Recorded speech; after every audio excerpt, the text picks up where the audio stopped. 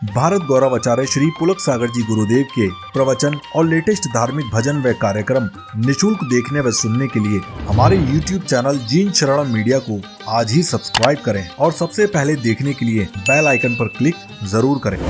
संत मिलन को चालिए तज माया अभिमान, ज्यों ज्यों पग आगे धरे कोटि यज्ञ फल जान। कहा है कि संत दर्शन को चलते हो ना, अपने घर से माया और अभिमान को छोड़ करके चलोगे तो एक एक ज्यों ज्यों पग आगे धरे कोटि यज्ञ फल जान। करोड़ों यज्ञों का फल एक एक कदम में प्राप्त हुआ करता है। जब चिंतो तब सहस फल लखा, फल अनेक। विचार करिए, जब तुमने चिंतन किया, चलना है, सहस फल सहस गुना पुण्य प्रारंभ हो जाया करता है। चलते चलते पहुंच गए, 1000 गुना फल प्राप्त होता है। और यहाँ बैठ करके विधान कर लिया, अनंत गुना पुण्य हमको प्राप्त हो जाया करता है। विचार करिए, चिंतन करने से भी जीवन का कल्याण होता है। आप तो यहाँ आकर चिंतन भी कर रहे, पूजन भी कर रहे, रास्ते भर यही चला होगा, गाड़ी कब पहुंचेंगे, कितना बज गया,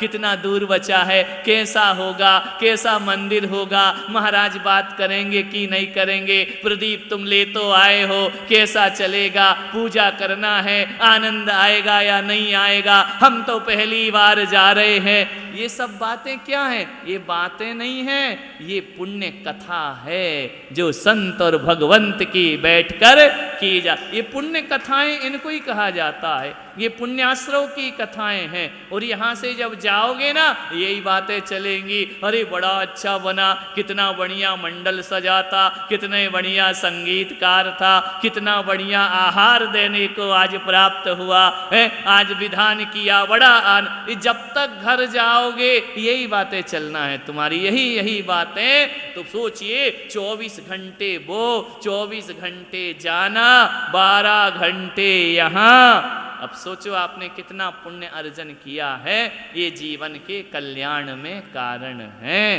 ध्यान रखना, 4 ग्रुप मिले, संसारियों की बात करना पाप की कथा है, 4 लोग बिठे साधु संत तीर्थों की बात करना ये पुण्य की कथा होती है। पुण्य का मतलब ये थोड़ी कि अकेली माला फेर लिया, अभिषेक कर लिया, ये भी पुण्य है, लेकिन पुण्य कथा ही किंतु आपकी हर लेती है कलमश कोस। आपकी बातें भी जो करता है भगवान, उसके भी पाप कर्मों का नाश हो जाए। बातें करने से भी हो जाता है। गाड़ी में ग्रुप में जाओगे, तीर्थ की, भगवान की, महाराज की बातें करोगे, इन बातों से भी कर्मों का नाश होता है। ये पुण्य कथा है महापुरुषों की। ऐसा जीवन को धन्य करो, कानों को सार्थक करो ये कथा सुन करके, जिह्वा को सार्थक करो धर्मात्माओं की बात करके, नयनों को तृप्त करो धर्म स्थल तीर्थ स्थल को देख करके। जब भी आंखें बंद करो, आदिनाथ भगवान के दर्शन हो जाए, जीवन तुम्हारा सार्थक और सफल हो जाएगा। बस जितना महाराज के सानिध्य में रहो, कुछ दिन तो करंट रहता है ना, कि नहीं रहता? यहाँ से जाओगे 1-2 दिन तो पावर रहेगी, ऊर्जा रहेगी बस। और जिस दिन लगे कि बैटरी लो होने लगी, फिर से कहना प्रदीप उठाओ गाड़ी और चलो जिन शरणम में भगवान के दर्शन करने के लिए। कहीं भी जाओ, तीर्थों के दर्शन करो। बहुत अच्छा लगा, यहाँ पर विधान हुआ और मैं भी थोड़ा बिजी यहाँ के काम धाम में, मीटिंग आदि में रहता हूँ। मैंने साधुओं को भेज दिया था कि तुम लोग अपनी, अब थोड़े भाई परिवार बढ़ गया तो अपनी जिम्मेदारी भी थोड़ी कम होगी ना, कि हम सब कुछ करते रहेंगे। जब नई नई बहुएं आ जाती हैं तो सास फ्री हो जाती है ना।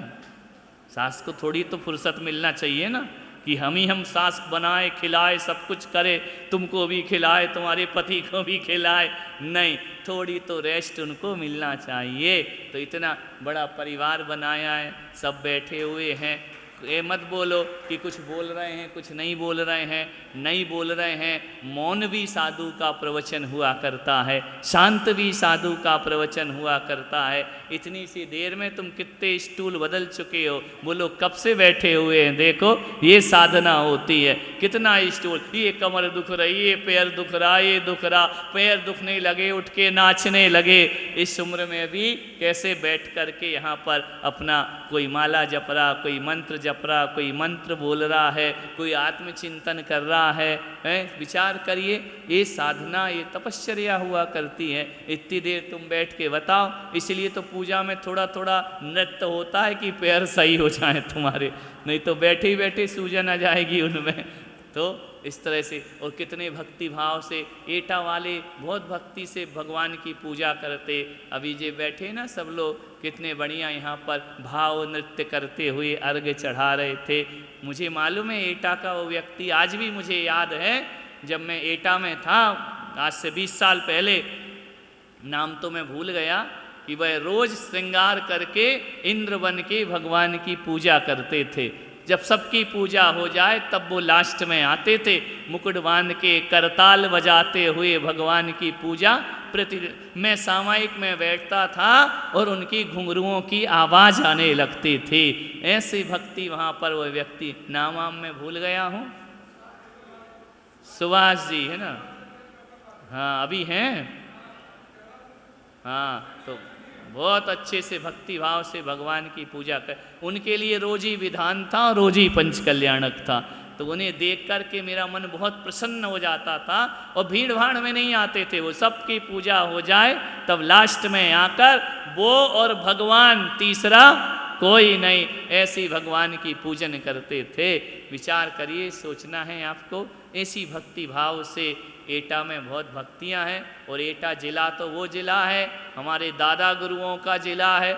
आचार्य विमल सागर जी महाराज, आचार्य शर्मती सागर जी महाराज जैसे महान तपस्वी वहाँ पर हुए हैं। और 1 2 3 बार तो मैं भी एटा गया हूँ, प्रदीप लगे हुए हैं, फिर एटा चलो, फिर एटा चलो, फिर एटा चलो।